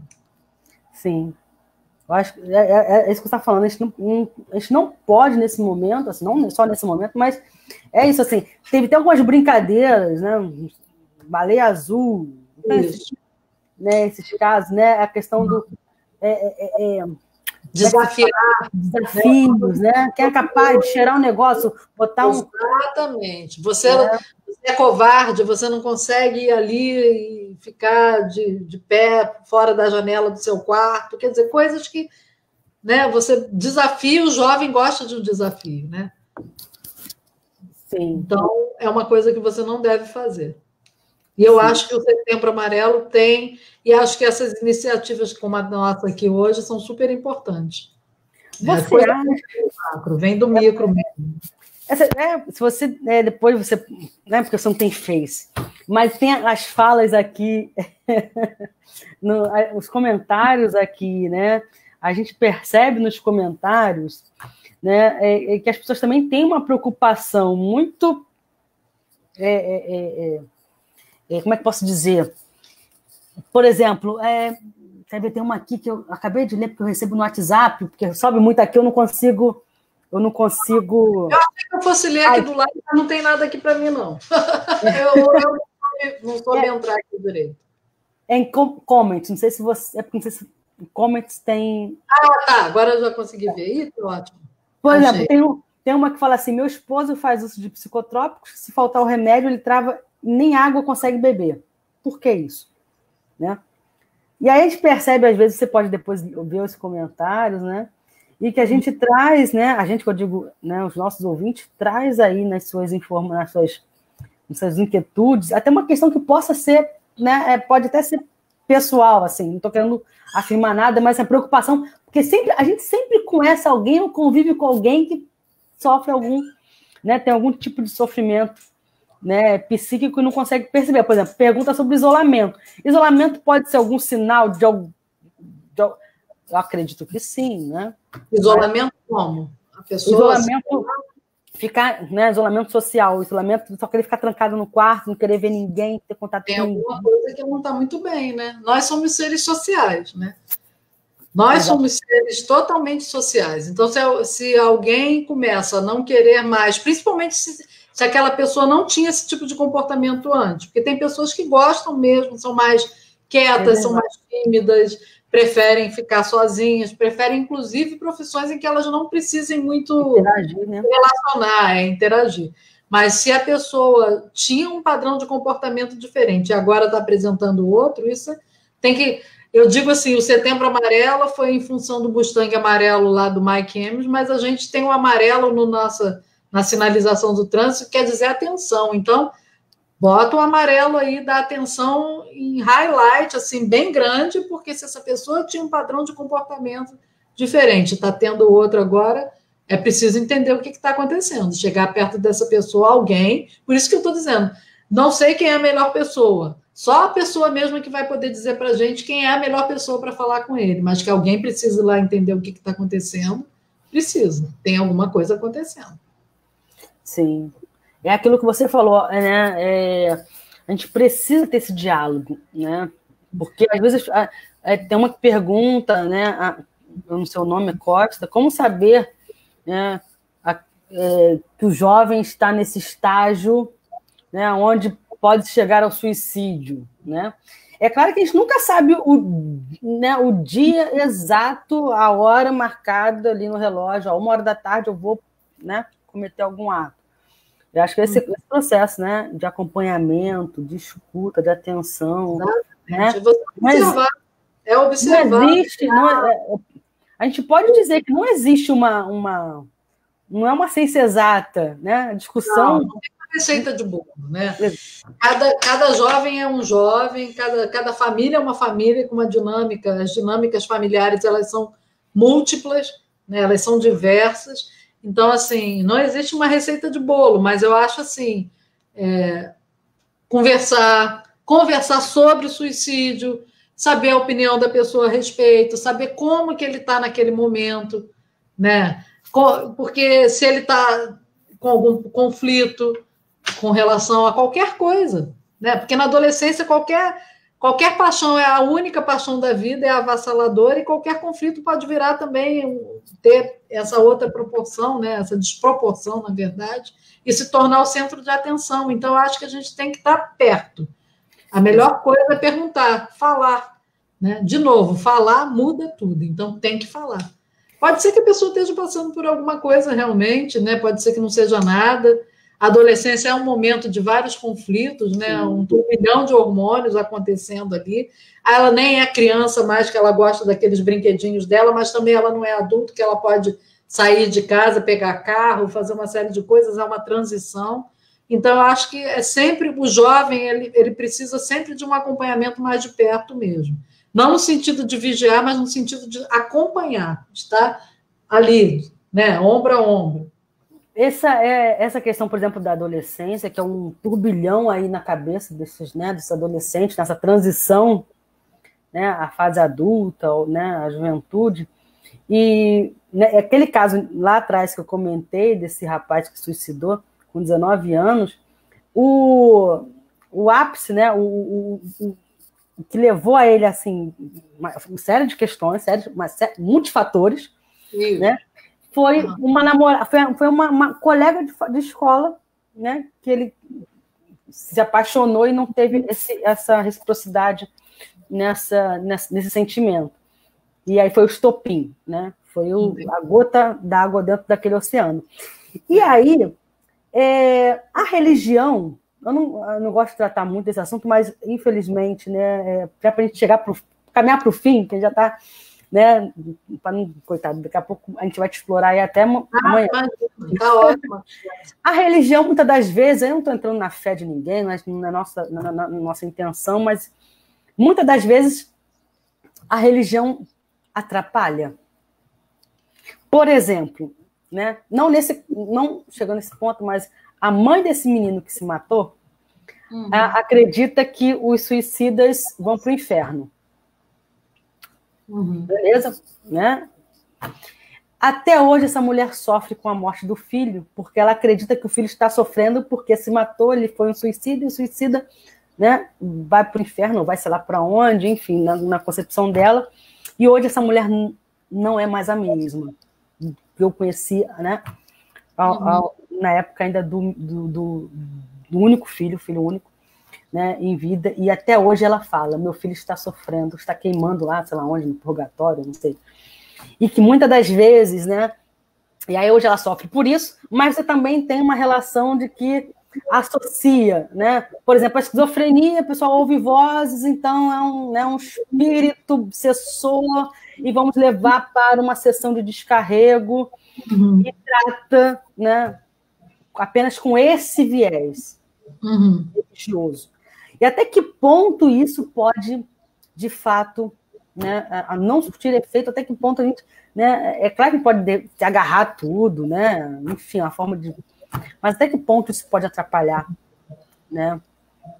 E a gente sabe, por exemplo, como você falou do índice do suicídio, né, o suicídio entre pessoas homoafetivas, ao público LGBT que ia mais, né? E a gente tem dados e que muitos desse suicídio dessas pessoas, né, fruto de famílias, né, extremamente religiosas. Tem então um filme que eu sempre indico muito, que é Orações para Bob. Não sei se... Eu sempre indico esse filme.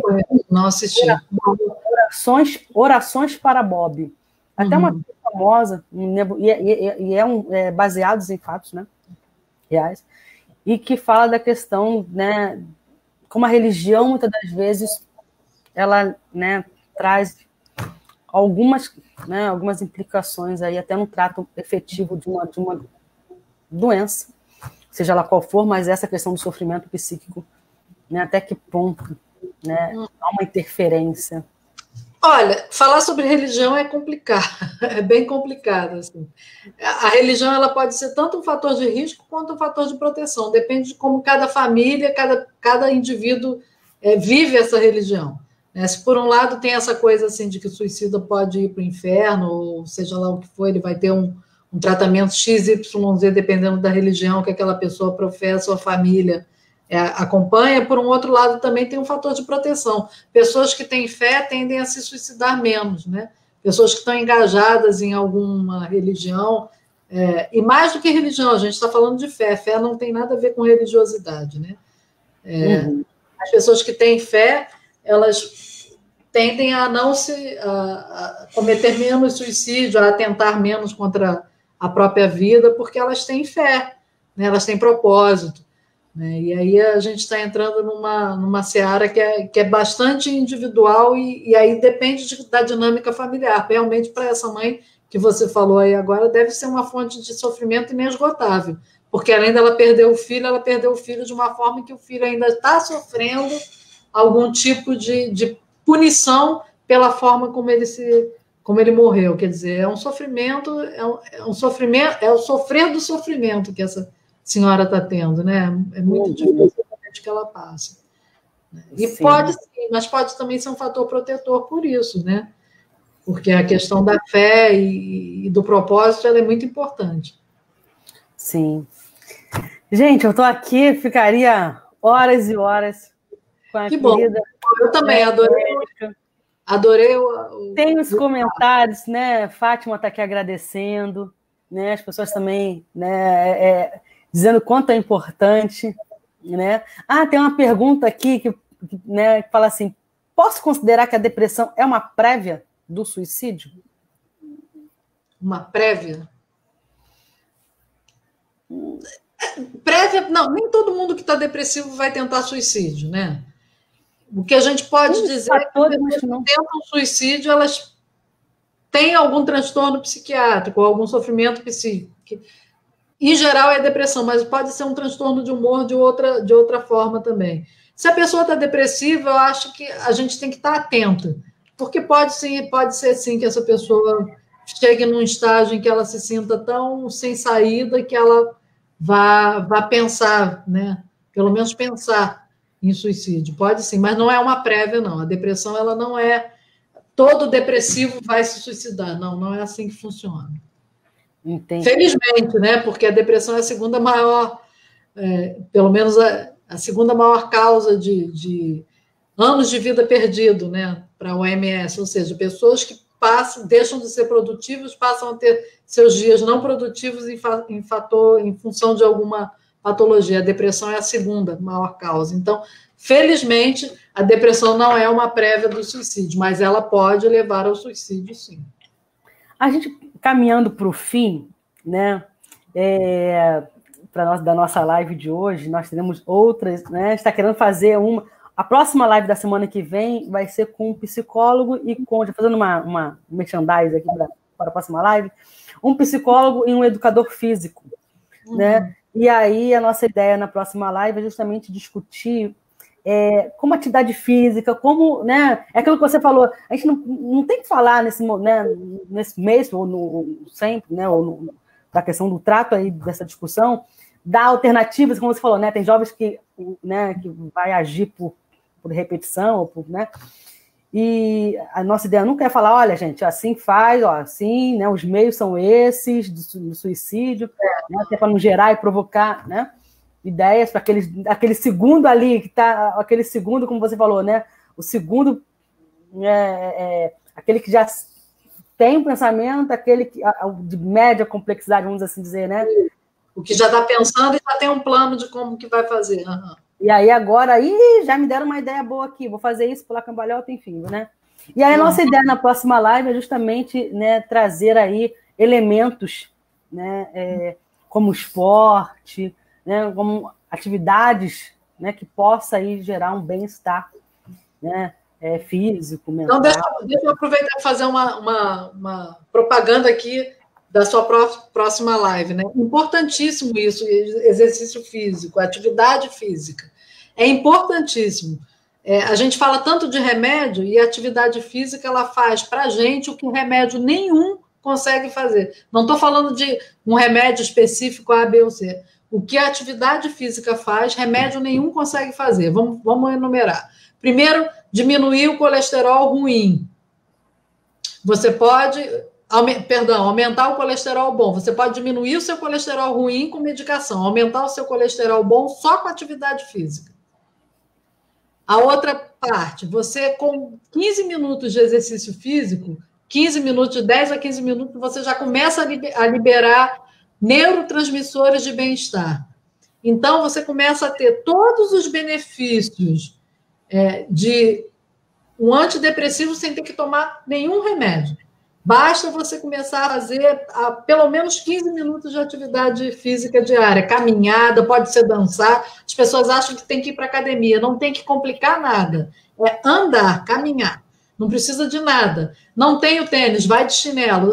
Vai andar na beira da areia, não tenho praia, vai de chinelo mesmo. São 15 minutos contadinho no relógio. 15 indo, 15 vindo, 30 minutos. Mais de 5 vezes na semana você já não é mais sedentário. E tem todos os benefícios do bem-estar que essa atividade física pode te proporcionar sem botar um comprimido na boca. Quer dizer, melhor não pode, né? Exatamente. Melhor eu fico lutando em ser fitness, né? Mas não necessariamente... Ajuda a liberar melatonina. Melatonina ajuda a... Como, né?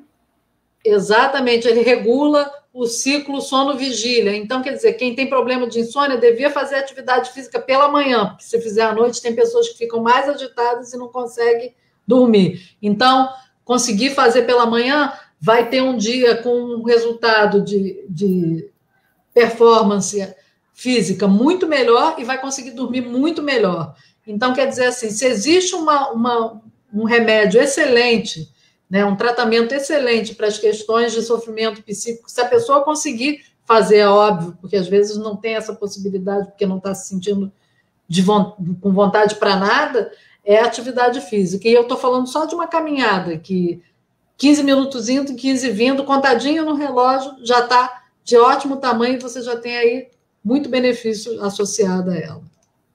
Sim, olha, eu luto para também sair do sedentarismo, ainda mais dando aula nessa pandemia sentada, eu fico, gente, não aguento mais minha perna, né? E é como você falou, né? A questão da atividade física ela é importantíssima, assim, a gente não dá muita importância para isso, né? E às vezes, não é nem por uma questão de sentido de ficar marombado com tanquinho, com... mais pela saúde mesmo. Mas se a gente botar assim, eu falo para os meus pacientes assim, coloca no relógio um alarme, porque porque também tem uma outra coisa. Você começa a liberar os neurotransmissores de bem-estar, você não quer parar. Aí você fala, já que eu já estou aqui, vou fazer mais um pouquinho, aí faz 1 hora. Aí o que acontece no dia seguinte? Você está todo doído, só consegue mexer o olhinho. Aí não quer fazer mais. Quer dizer, não adiantou, porque tem que ter a constância, tem que ter a regularidade. Então é melhor fazer 15 minutos, bota lá o alarme, tocou 15 minutos, está na hora de começar a voltar. Pronto, faz meia horinha no dia seguinte, você não vai estar tão doída, você vai lá, consegue repetir, e aí vai, entende? É melhor fazer isso do que ser aquele só do fim de semana, mas eu acho que vale muito a pena. Eu sempre indico atividade física. Sim. Aproveita, toma o sol, aumenta também a vitamina D3 melhora a imunidade, melhora o metabolismo ósseo, só tem coisas só tem ganho. Eu não conheço nada de ruim. A não ser que a pessoa tenha alguma condição de coluna, de joelho, alguma limitação, ainda assim ela pode fazer na água, pelo menos. Que eu saiba, pode fazer na água, mas eu acho que vale a pena. A gente pode terminar nossa live de hoje dizendo duas coisas, né? Assim eu posso, né, resumir entre aspas, tá? Mas terminando com a fala da questão do exercício físico, que vai ser a nossa próxima live, e a terceira nossa do mês, a gente está querendo recortar aí para o público LGBT, né? Legal. A gente está querendo, né, terminar aí com o nosso calendário do mês de setembro. Eu queria encerrar dizendo uma coisa, né, Érica, para a gente prevenir, né, de certa forma, volto a dizer, não existe uma receita de bolo, né? Nossa intenção não é essa, assim, né, trazer elementos para a gente refletir. A questão da escuta e da conversa, do diálogo, né, que acho que, né, se assim eu posso resumir, né, a nossa contribuição para essas pessoas que sofrem, né, que tem algum tipo de sofrimento psíquico e aí que resulta nesse ato. O diálogo, a escuta é primordial, né, mais que qualquer outra coisa, até para identificar e conseguir, né, antecipar alguma coisa, né, algum efeito negativo. E a gente vive numa sociedade onde é tudo muito frenético, tudo muito, né, e as pessoas estão perdendo esse tempo até de parar para ouvir um filho, né? Do diálogo em casa, onde todos ficam no celular, onde não se trocam. Então, acho que a gente precisa sair também aqui, né? A gente ficou tão preocupado em querer entender algumas coisas, mas acho que a gente tem que sair daqui com a preocupação de estar mais atento, né, à escuta, de estar mais sensível ao que está ao nosso entorno, que é mais fácil, né, do que, né, pensar outros, mas esse cuidado, né, que a gente precisa ter. Né? Eu acho que a escuta, o diálogo em si, está faltando muito, né? O que está se perdendo no meio né, das famílias, não só por excesso de trabalho, né? Por essa questão toda aí também das redes sociais, né, da tecnologia, enfim, que pode ser tanto positivo quanto negativo, né, esses canais. Então, a gente precisa parar, se atentar, né, e fazer essa autoavaliação também, não só os que sofrem, que às vezes nem conseguem fazer isso, né, parar para ver isso, mas a gente, né, poder ajudar o outro, né, a orientar o outro, a escutar. Eu acho que isso é um ponto crucial para qualquer coisa, para início, até de buscar né, um auxílio médico, até de buscar uma terapia. Então, eu acho que a gente tem que sair daqui essa noite atentos a ter essa sensibilidade da escuta, né, e do diálogo. Eu acho que isso...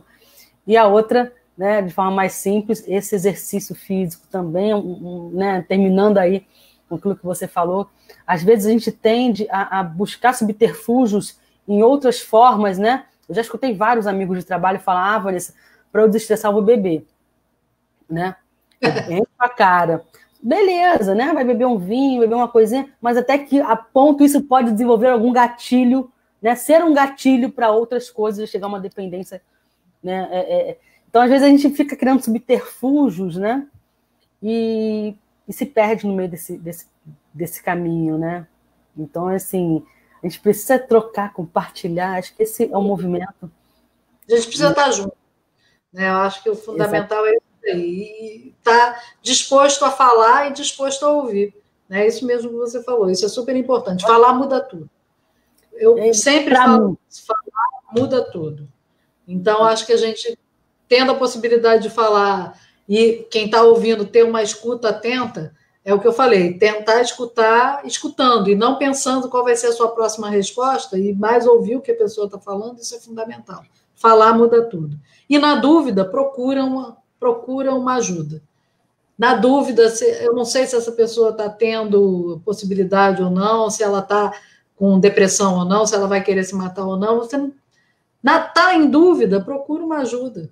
A ajuda pode ser a mãe, a tia ou outra pessoa que, se também não puder, vai falar, e aí a gente vai criando uma rede de cuidado e que aquela pessoa já não está mais se sentindo sozinha e a gente pode, junto, tentar alguma outra forma para ela que não seja tirar a própria vida. Sim. E o Centro de Valorização da Vida, né? 188, para quem assim... 188, para quem não tem ninguém, estou sozinho, 188 é o número que tem que ficar na cabeça para a pessoa ligar. Pensou, ela vai pegar o telefone e vai ligar para romper o ato impulsivo que pode levar a pessoa realmente a atentar contra a própria vida, e o pior de tudo, ser bem-sucedido no intento e daí morrer. Exatamente. Todas as vidas são muito importantes, muito valiosas para a gente abrir mão, seja lá de que forma for, para que momento for. Então, acho que a gente tem que estar muito preparado para isso. Tem que estar do lado, acompanhando. Sim. Érica, te agradeço imensamente, né? Sem palavras, né? Para te agradecer a sua disponibilidade, né? Uma pessoa que você nunca viu na vida, está vendo hoje pela primeira vez. Eu sempre digo isso em todas as lives, né? Que eu que coordeno, né? Eu que faço as lives. Eu tenho aprendido muito, né? Conhecido pessoas novas, né? Dificilmente tenho feito alguma live com alguém conhecido assim, íntimo a mim. Então, 99% das lives são pessoas que eu nunca vi na vida. São pessoas amigas de amigos, né? Conhecidos, a rede, as nossas redes. Então, a gente sabe, né? Com quem a gente dialoga, com quem a gente troca, mas sempre, para mim, está sendo um privilégio, né, conhecer pessoas novas, e você tem sido, né, mais uma das nossas lives que tem, né, contribuído muito com a gente, né, compartilhando aí, né, a sua experiência. A gente agradece imensamente, né, que não termine por aqui, né, o nosso bate-papo. Ana Gilda está aí, né, que me acompanha aí um tempo, né? E eu falo que de tudo a gente tem que tirar alguma coisa de bom, né? Eu falo que não sei se dá para tirar coisas boas da pandemia, né? Diante de tudo que está ocasionando, mas parece até ser meio demagoga, mas tem para mim, né, de uma perspectiva, olhando, né, com outros olhos, tem me proporcionado esse momento de todas as segundas-feiras, né, tá compartilhando e conhecendo, né, profissionais maravilhosos que contribuem não só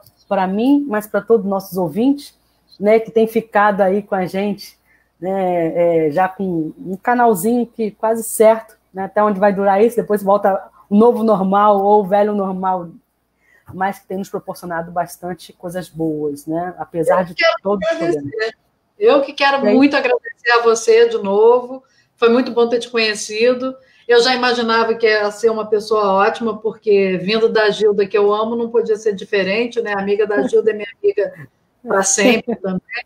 Eu acho que foi ótimo, uma pessoa que fez uma pergunta super, super importante aí sobre a relevância do Setembro Amarelo. Olha o que o Setembro Amarelo proporcionou hoje para a gente. E se fosse só isso, que não tem uma abrangência muito maior, já valeria a pena, porque eu adorei estar aqui. Eu sou muito tímida, então eu estava na dúvida se estaria ou não pela questão da timidez, mas assim, fica tranquilo. Totalmente à vontade aqui para falar, é uma conversa, né? E eu acho que o fato de vocês estarem perguntando só ajudou para poder descontrair, fazer disso um bate-papo. Eu falei para a Gilda, olha, falei, mas fala que eu também sou, eu juro que eu sou. Parece que não, mas quem me conhece sabe que eu sou extremamente tímida. Ela falou, não, foi uma conversa. Eu falei, ai, Gildinha, não vai dar certo isso, mas enfim, foi ótimo. E acho que a gente deveria fazer mais mesmo. Tomara que no novo normal ainda exista espaço para esse tipo de reflexão, conversa, que eu acho que foi super positivo. Estou à disposição de vocês, se eu puder voltar para falar mais sobre qualquer outro assunto que eu conheço e possa contribuir, eu estou aqui. Eu sou médica lá do CAPES Neuza, quer dizer, eu trabalho no SUS. Alguém perguntou sobre isso, se você atende sem ser no CAPES? Atendo também, mas eu estou lá no CAPES, se precisar de mim, eu estou lá segundas e quartas. Podem falar com a Gilda também, que a Gilda tem como me acessar para qualquer coisa. Porta e coração aberto aí para vocês. Eu acho que a gente tem que tocar o barco. Me lembrou até Boechat agora, tocar o barco. Nossa, e a gente, na verdade, estamos todos no mesmo barco. E se a gente perder essa dimensão de que estamos todos juntos e que somos todos iguais, né? Cada um no seu reminho ali, mas todo mundo fazendo a sua parte para esse barco seguir em frente, a gente não pode perder essa dimensão e é isso que tem que tocar e motivar nosso dia a dia aí. Foi ótimo estar com vocês, viu? Muito obrigada. Como já dizia um amigo meu que falou, Vanessa, a vida é igual andar de bicicleta. Se parar de pedalar, cai. Exatamente. Sair dali, é verdade, isso aí. Né? Eu gostei, fiquei com isso na cabeça. E aí ainda tinha outra, né? Se chutar o pau da barraca, né? Eu até brinquei com ele, falei, para-choque de caminhão isso, mas se chutar o pau da barraca, o máximo que pode acontecer é dormir ao relento. Né? Então... Boa.